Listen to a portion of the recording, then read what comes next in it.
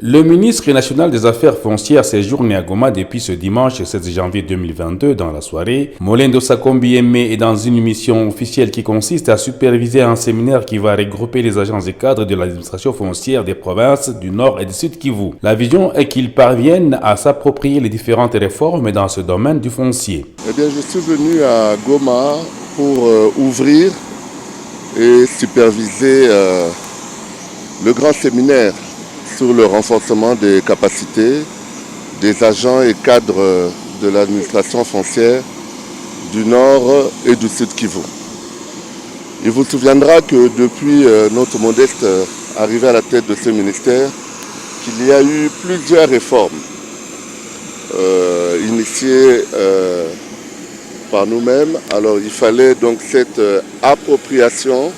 des dites réformes par les agents et cadres du ministère des Affaires foncières. Alors le programme, il est vaste, ambitieux et relevé. Et je crois que nous allons certainement nous revoir pendant le séjour pour en parler plus longuement. Il a été accueilli à l'aéroport international de Goma par les agents et cadres de la division des affaires foncières.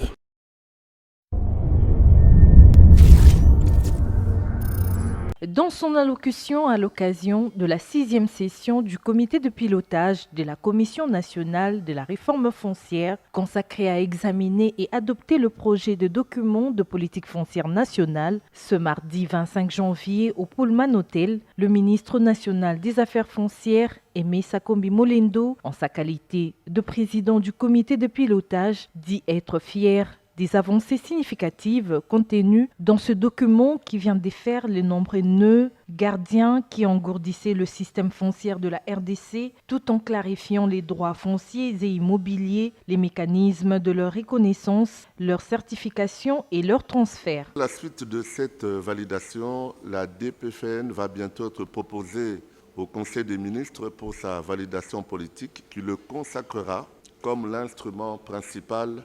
de gouvernance du secteur foncier dans notre pays. C'est d'elle en effet que vont découler à la fois les grandes articulations de la future loi portant principes fondamentaux relatifs au régime foncier et immobilier, les textes réglementaires qui vont régir conformément à la loi les différents aspects du régime foncier et immobilier, le plan national